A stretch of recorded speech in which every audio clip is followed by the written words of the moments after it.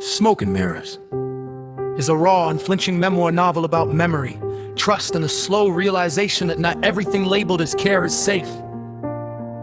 When Elmer reconnects with a former classmate at a mall years after leaving a special education school, buried truths begin to surface, truths that force him to re-examine a childhood shaped by exceptions, silence, and misplaced trust.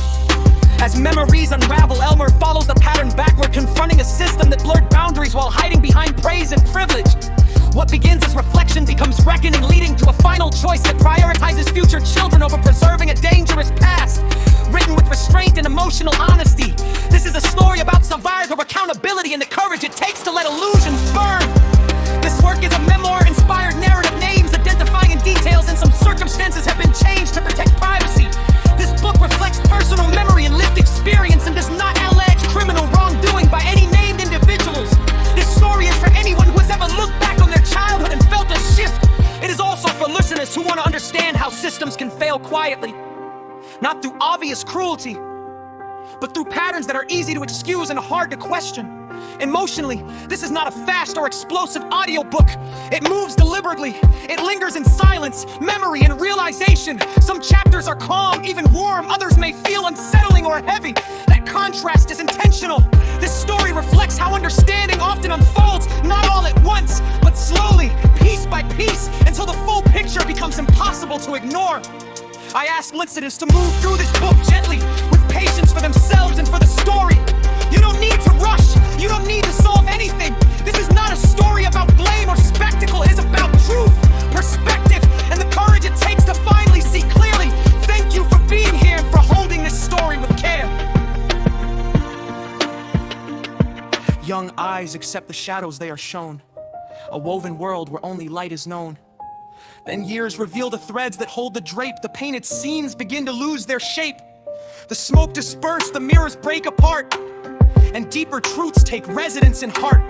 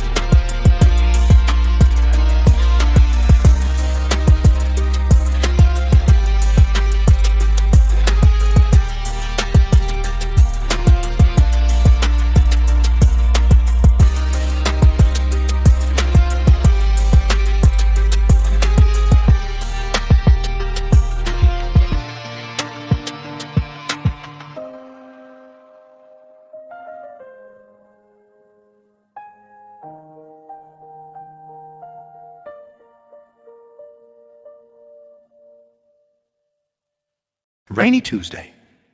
Elmer sips bitter coffee and finally sees the truth. XCSD, once his sanctuary, was a polished lie. The school vanished 7 years ago, its records sealed, its staff reduced to ghosts. Hunted by scars, scars whisper. An awake man does not mourn, he hunts. Elmer prowls a mall, scanning faces amid pretzel scent and looping pop. He spots a woman wrestling a stuffed rabbit into a stroller. Dark hair, tight shoulders, the familiar jaw and arched brow. Cluey, his former ethics classmate, their eyes lock. Her daughter's wide stare meets his no greeting. Only a cold stare that cracks into shock. "My God, is that really you?" she whispers. A long 100 reunion. They sit in the food court, voices low over clatter. "I can't believe it's really you. What, 100 years? Feels longer and shorter at once. You look good." The conversation turns to why they lost contact. "I tried to write, then deleted. I never reached out." They told us not to. The school had issued an emergency assembly ordering staff and students never to speak to Elmer again. No calls, texts, or even street greetings, labeling him odd and a threat to the school's reputation. Fear and obedience silenced everyone.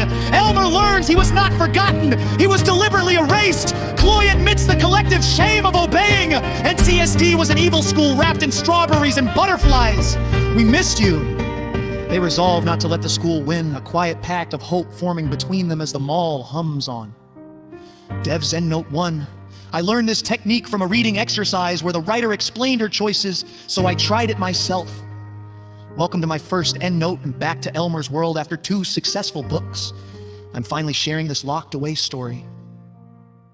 When talking appears, picture sign language hand communication. Enjoy the book. Chloe tucked her sleeping daughter into the stroller and slipped into a quiet cafe. Tucked behind the mall's glass walls, across from her, Elmer sat unchanged, same posture, same thick glasses she once teased. "Elmer, it's really you," she whispered. "You look great," he replied, smiling. "I've wanted to call for years," she said, but never knew what to say. "Me too," he admitted. "I'd type your name, stare at it, then delete it." She blinked, surprised. "I thought you'd moved on." "All this time I thought people just forgot me," he said quietly. Their hands met across the table, a small gesture that loosened years of tension. The cafe hummed around them, filling the silence with shared survival. "Remember the great tapioca pudding rebellion in 3rd grade?" Chloe asked, eyes brightening. Elmer snorted, "How could I forget? You sold half the lunch table on fish egg bubbles." Mrs. Gable was furious. "It was a protest for better desserts," she laughed. "You were my lieutenant, even though you liked tapioca." We also survived the team-building trust falls that never happened and the mandatory gym dances. "You hid behind bleachers with a book while they forced the Macarena on us," he added, adjusting his glasses. They laughed, peeling away the years. Then Elmer's tone shifted. "It wasn't just the big stuff, the little power trips, especially in the dorms," he said, eyes drifting. "What kind? Are we pressed?" He hesitated, then said, "Shower time in the junior dorm." A cold dread settled in her chest. The stalls, half walls, open at the top and bottom. Staff would burst in while we were washing, slam the door, laugh as we slipped in soaked. Sometimes they'd scream, sometimes they'd cut the lights, leaving us in pitch black, wet disorientation. He paused, the humor gone. "And sometimes they brought a big plastic bowl from the kitchen, filled it with ice-cold sink water, and dumped it over the stall wall all at once." Chloe's breath caught. "They did that?" Elmer shrugged, dismissive now. "They called it toughening us up. Just a joke." The word evil settled heavy between them. Chloe covered his hand with both hers, anchoring the memory. "I'm so sorry," she whispered. "Not just to him, but to the child he'd been." Elmer looked up. "Looking back, I thank God every day that we made it out."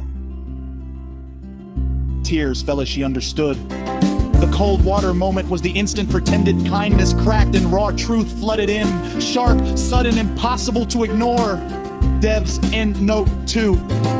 This chapter was the hardest to put down on the page. I wrote the cold water moment because that's the exact crack where the pretend kindness stops and the truth starts to bleed through. Small, sharp, and impossible to ignore. As a kid, I filed it away as a joke. As an adult, I can finally name how wrong it felt. I kept the description restrained so the reader's realization lands as it did for me. A quiet, devastating blow that finally gives voice to the hidden pain.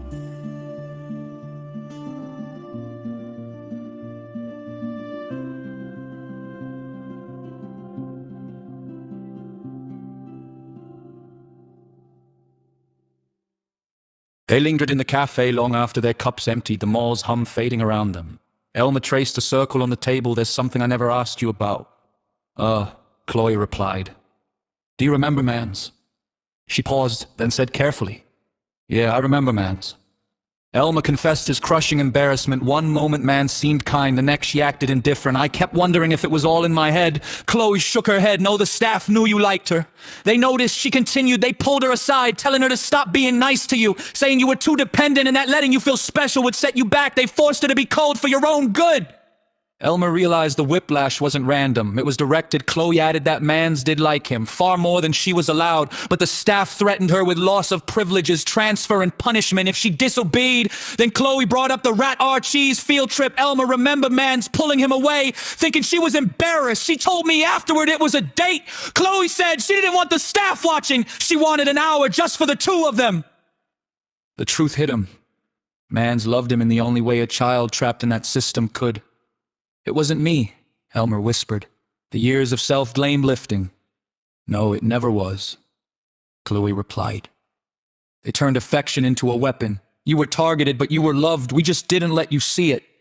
Outside, the mall lights flickered on. Inside, a buried truth surfaced, not cold but warm. Dev's Endnote 3, the rat Archie's memory shows how small moments can reveal enormous truth. That girl, though constantly told to stay distant, secretly loved me, a fact the staff tried to erase. Not every truth arrived loud. Some of them wait. That night, Elmer didn't try to make sense of anything. He didn't pull memories apart or force them into shape. He went home, fed himself something simple, and sat by the window while the rain continued its steady work. The world outside moved the way it always had. Cars passed, lights changed. Somewhere, someone laughed. He thought about the mall, about Chloe's smile, about how strange it felt to laugh without flinching afterward, how unfamiliar peace could be when you weren't used to it. For years, his memories had lived like sealed boxes, stacked, labeled, untouched. Tonight, one of them had cracked open, not fully, just enough to let air in. He didn't chase it. Instead, he let himself remember smaller things, the way ice cream tasted better when you thought you'd earned it, the thrill of being picked, the comfort of believing adults always knew what they were doing. Those thoughts didn't hurt yet. They hovered neutral, suspended like the moment at the top of a ride before gravity decides for you. Elmer rested his forehead against the cool glass. For the first time in a long time, he didn't feel alone with his past. That didn't mean he understood it, only that it had shifted subtly, quietly into something awake. Outside, the rain slowed. Inside, he breathed. And for now, that was enough. Dev's Endnote. I wanted to honor the quiet spaces too, the ones where nothing bad is happening yet, where laughter and calm are still allowed to exist. Looking back, I didn't live every moment in fear. There were days that felt light. There were times I felt safe, included, even happy. That matters. Those memories are real, and they deserve to be held with the same care as the hard ones. This Endnote is here to say, joy existed too. Remembering that doesn't weaken the truth. It strengthens it. They left the cafe when the mall lights dimmed into evening, walking without hurry, without destination. Chloe pushed the stroller slowly. Now Elmer matched her pace. The noise felt farther away, like it belonged to another world. You know, Elmer said after a while, there's one part I still can't fit together. Chloe glanced at him. Which part? The staff, he said, not the rules, not the punishments, the attention. She didn't answer right away. They used to take me out, he continued, voice careful, just me, ice cream, mini golf. Sometimes a movie, they'd call it special privileges. Said I earned it for good behavior. Chloe's grip tightened on the stroller handle. I thought it meant I was doing something right. Elmer said that I was improving, that I mattered. The words hung there, innocent, earnest. They'd say things like, you're more mature than the others, he went on, you're easier to talk to. A faint smile tugged at his mouth. I liked that being chosen. Chloe swallowed. Of course you did. They'd buy me extra things, he said. Let me skip activities, sit me up front in the car, ask me questions about my thoughts, my fears. He paused, things they never asked anyone else. The mall escalator hummed past them, carrying strangers upward. At first, Elmer said it felt safe. Chloe stopped walking. Elmer noticed too late. He turned back to her. Her face had gone pale. They never did that with us, she said quietly. He frowned. What do you mean? The one-on-one trips, she said. The treats, the rides, that wasn't normal, not even for favorites. A slow pressure built behind his ribs. They told me not to talk about it, he said suddenly. Said it would make the other kids jealous, said it was just between us. Chloe closed her eyes. They asked me to keep secrets, Elmer added, the words tumbling out now, rearranging themselves as he spoke. Not bad ones, just private ones. The air shifted, thickened. They said if I ever felt uncomfortable, it was because I didn't understand trust yet, he said, that they were helping me learn. Chloe reached for him without thinking. Elmer stepped back. I never thought, his voice cracked, then steadied. I never thought it was wrong, I thought I was lucky. Silence stretched, heavy and wrong. They isolated you, Chloe said finally, voice shaking. They made you feel chosen so you wouldn't question it. Elmer stared at the floor tiles, suddenly seeing patterns where none had been before. The praise, the secrecy, the quiet car rides. The way kindness always came with conditions he couldn't name at the time. They took me out for ice cream, he said again. Slower now, different. And I thought it meant I was special. Chloe shook her head, tears spilling freely. You were a child. The word landed hard. A memory surfaced, one he'd never questioned. A staff member laughing as they paid for his cones, saying, "Don't tell the others. This is our little thing." His stomach turned. "They never touched me," he said, as if defending something fragile. Chloe nodded. "I know." But neither of them spoke after that. Because they both understood what didn't have to be said. They resumed walking, but Elmer felt unsteady now, like the ground had shifted beneath years he thought were solid. Every kindness replayed itself with a new shadow. Every smile carried weight. At the exit doors, rain had started again, tapping softly against glass. Elmer stopped. "I thought they were saving me," he said. Chloe looked at him, fierce and gentle all at once. "They were shaping you to stay quiet." He nodded slowly. For the first time, the ice cream tasted bitter. Dev's endnote. When I look back, I won't pretend I didn't have fun as a kid. Getting ice cream one-on-one felt exciting. Being chosen from the entire junior department to see a musical with the older kids felt special. At the time, it felt like a reward, like proof I mattered. But time changes how memory speaks. What once felt like kindness now carries weight. Those moments weren't random. They meant something, not because the joy wasn't real, it was, but because the intent behind it wasn't innocent. I can hold both truths at once. That I enjoyed those experiences, and that they were part of something I didn't yet have the language to understand. This chapter isn't about erasing joy. It's about recognizing context. And about finally naming what a child could not.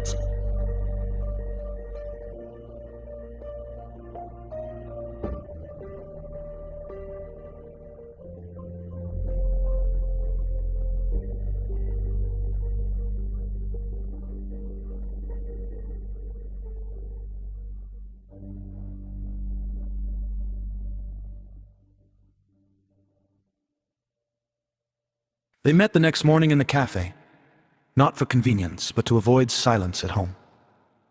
Amid the waking mall, their corner table felt private, a place to name the feelings they'd been carrying. Elmer, tell me about Peth Blue Zuzu. Chloe said, recalling the teacher Elmer had mentioned once. Elmer's smile was hesitant. She was loud in colorful scarves and big glasses. Part circus performer, part librarian. She called herself Peth Blue because she loved the color. Zuzu was just a nickname. He went on to describe how she showered him with jackets, shirts, and bags, insisting, "You can keep these, I want you warm." She visited his house under the guise of checking homework, but also brought food, listened, and made him feel chosen. When Chloe asked if Peth ever urged secrecy, Elmer's jaw tightened. She'd say, "This is our little thing. The dogs don't see." It felt like a protective club. He recalled feeling safe, important, and proud when she praised him, bought him front row tickets, and whispered that Blue made the world hush a bit. She also came when home life was hard, offering food, chores, and a quiet promise, "If you ever need to leave, I'll help you." The gesture was a lifeline, but Elmer sensed strings, praise that made him carry bravery, secret keeping that felt like a gate. Chloe summarized, gifts, solitary attention, secret clubs. You were a child who was seen but not taught how to show it to others. Elmer admitted he kept a coat tag, reading PBZ as proof he had been chosen, for better or worse. They left the cafe, the mall's lights cleaner than before. Chloe squeezed his hand and whispered, "That's a punch, not because it hurts now, but because it reshapes how you stood before." The name Peth Blue Zuzu lingered between them, bright and impossible to ignore. Dev's endnote. When I was a kid, I thought support meant safety. I thought being told I'm your biggest supporter meant someone was standing between me and harm. Peth Blue Zuzu did help me. She clothed me. She noticed when I was struggling at home. She made me feel seen at a time when being unseen hurt the most. And I won't erase that. A child doesn't survive by questioning every kindness. A child survives by holding on to it. When I always have writer's block, etc., there is always a flicker in my mind saying, don't mess with the all-powerful Zuzu. I don't know why.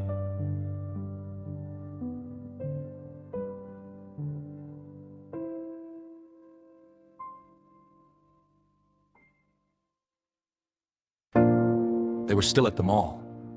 But time had loosened its grip on the afternoon. The cafe crowd had thinned, replaced by the low echo of footsteps and the distant hum of music drifting from somewhere unseen. Chloe rocked the stroller gently with her foot, while Elmer stared into his empty cup, tracing the rim with one finger. There was more, she could feel it. You said they made you feel special. Chloe said softly, not pushing, just opening the door. What did that look like? Elmer exhaled through his nose, a slow, measured breath. They let me do things no one else could. Chloe looked up. Not bad things, he added quickly, at least. Not at first. He leaned back, eyes lifting to the mall ceiling as if the answer were written there. If I wanted to help decorate for events, they'd pull me out of class, banners, lights, posters, whatever I wanted. If there was a music show, I didn't have to audition, I was just in. That wasn't normal, Chloe said. No. Elmer agreed, but it felt like permission, like trust. He gave a small, humorless smile. Rules applied to everyone else. I was the exception. If he didn't want to go to a class, they let it slide. If he wanted to stay late after activities, no one questioned it. If he wandered into spaces students weren't usually allowed, someone would just laugh and say, "That's Elmer!" They told me I was responsible. He continued, mature, different, in a good way. Chloe's jaw tightened. She recognized the language now. She hated that she recognized it. I thought it meant I was finally doing something right. Elmer said, like I'd cracked some invisible code. He glanced at her then, searching her face. You know how hard it is to grow up being told you're a problem? Suddenly, I was helpful, talented, easy. Chloe reached for her drink, mostly to steady her hands. They weren't giving you freedom, she said carefully.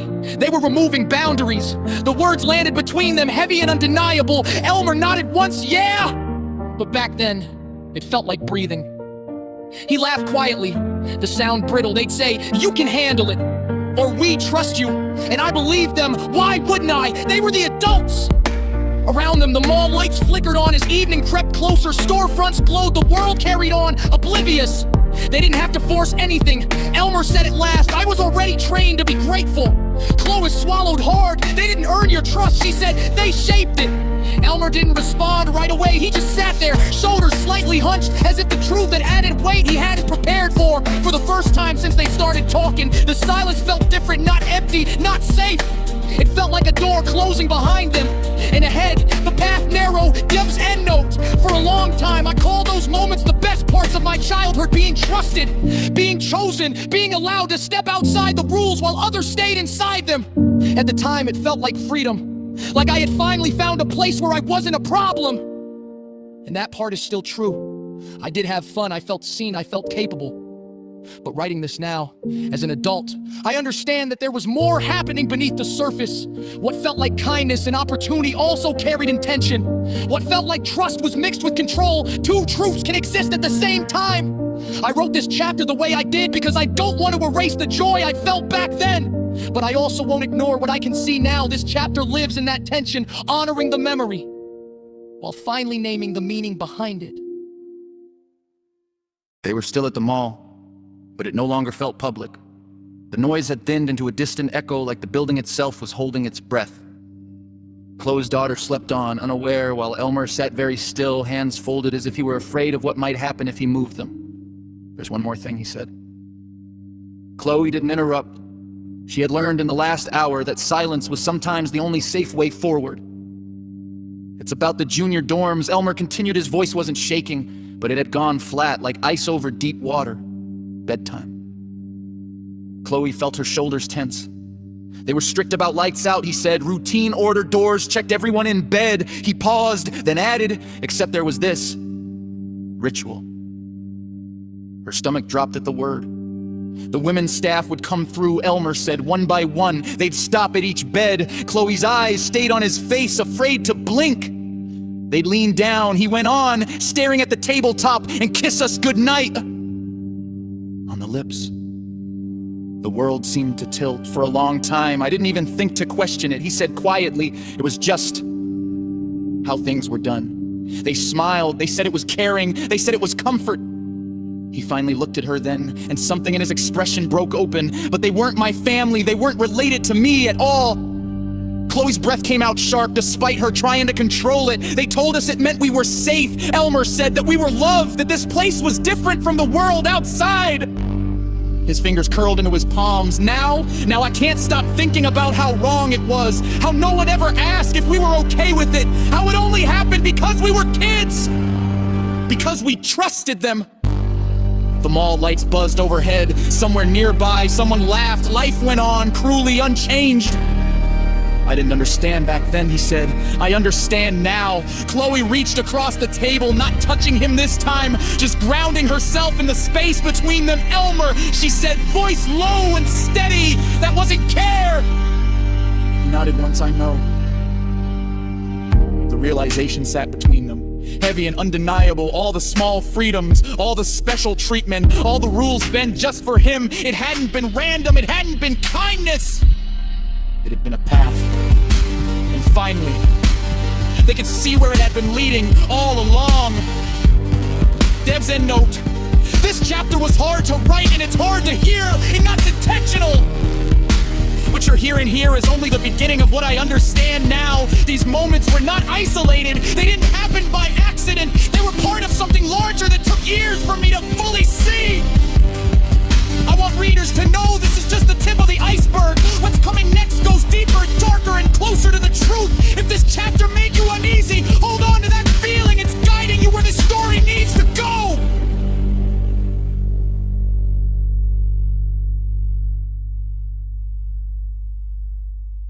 The mall was closing in on itself. Gates rattled halfway down storefronts. The overhead music softened, slowed, as if even it knew the day was ending. Chloe stood adjusting the stroller, and Elmer knew without either of them saying it, that this was the last stretch of truth before they walked back into their separate lives. There's something else, he said. Chloe paused. She didn't sit back down. She stayed standing like she needed her legs ready for whatever was coming. It was gym class. Elmer said, middle of the year. She waited. There were only 3 of us pulled aside, he continued. Me and 2 others, everyone else changed and left. We were told we had to shower. Chloe's brow furrowed, had to. Mandatory, he said. They said it was about hygiene, about learning responsibility. The words sounded rehearsed, even now. At first, Elmer added, it felt normal, awkward, sure, but we were kids. You trust adults when they say something is normal. Chloe nodded slowly. The showers were open, no stalls, just tiled walls and pipes, he said. They told us to hurry, to stay together. He swallowed. I remember thinking it was strange that it was only us, he said, but not strange enough to argue. The mall lights flickered once overhead. And then, Elmer said quietly, I noticed something. Chloe's hand tightened on the stroller handle. In the corner of the wall, he said, high up, almost hidden, there was a camera. Her breath hitched. A small one. He went on, black mounted like it had always been there, and there was a little red light blinking. The silence between them went razor thin. I stared at it. Elmer said, trying to figure out if I was imagining it, trying to convince myself it was nothing. He let out a short, humorless laugh. I couldn't. So I asked. Chloe closed her eyes. I asked the gym teachers why there was a camera in the shower. Elmer said, I remember my voice shaking. I remember wishing I hadn't noticed it at all. He looked at her now, really looked at her. They didn't even hesitate. They said it was broken. He continued, old equipment left over from renovations. They told me not to worry. Told me it didn't work. Chloe's face had gone pale. They smiled when they said it. Elmer added like I'd asked something silly. He shrugged small and tight. So I believed him. Because what else was I supposed to do? The mall doors slid open somewhere nearby, letting in a rush of cold night air. I didn't make a fuss. Elmer said, "I didn't tell anyone. I told myself it was fine."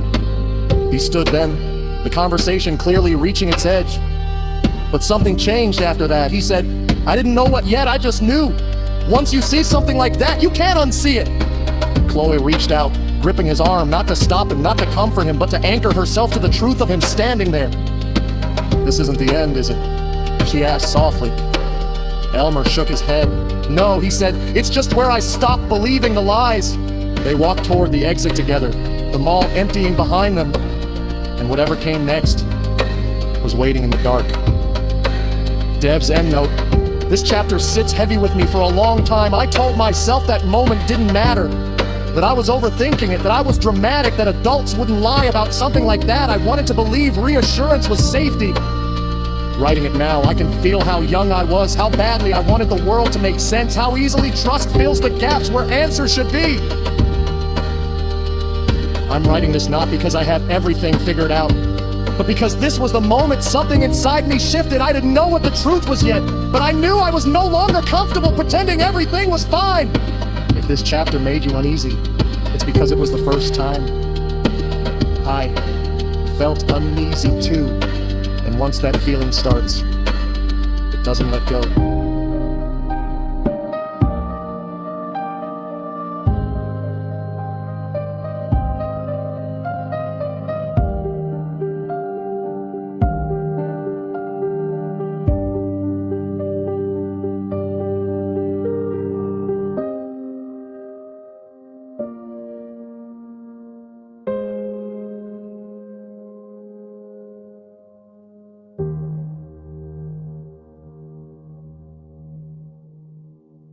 Morning came like an accusation.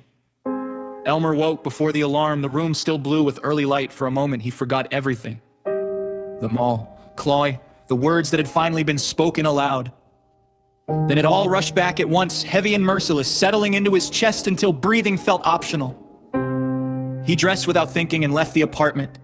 The world outside was quiet in that uneasy way it gets before it decides to be loud again. He walked to the coffee shop on instinct, like muscle memory could keep his thoughts from catching up to him.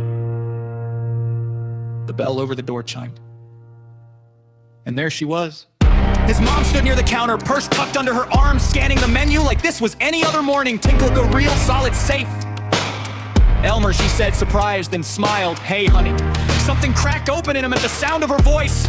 They ordered coffee, sat, small talk tried to happen and failed. His hands wouldn't stop shaking. His mind kept circling one thought over and over like a loose tooth his tongue couldn't leave alone.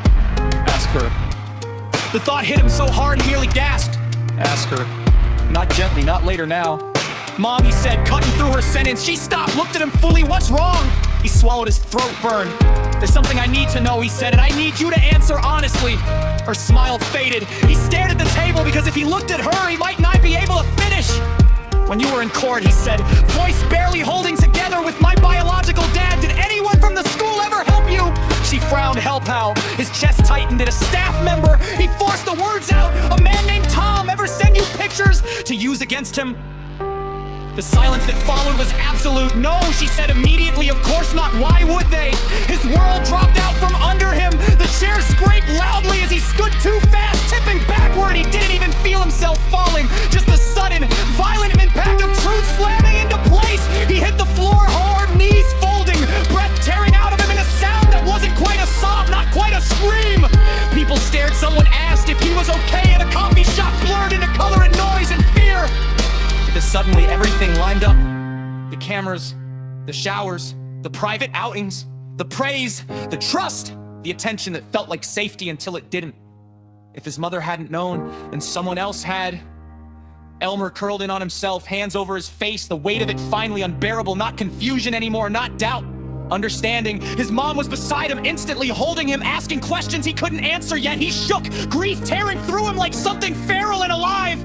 The school hadn't just watched him grow. They had been watching. And the morning light, pouring in through the windows, did nothing to soften the dark realization settling deep in his bones. Dev's endnote. This was the moment everything stopped being a memory and became a truth. I couldn't outrun one simple question, one honest answer, and suddenly the story I had been telling myself for years collapsed of its own weight. didn't write this chapter to shock. I wrote it because this is what realization feels like. Not loud, not dramatic, but devastatingly quiet once it lands. The floor drops out, and you are left holding pieces that were never meant to fit together. If you feel unsettled here, that's because I was too. This was the morning I understood that what I thought was protection had shadows, and that innocence doesn't disappear all at once. It's taken slowly until you finally notice it's gone. I'm still carrying this truth. Writing it is how I set it down, even if only for a moment.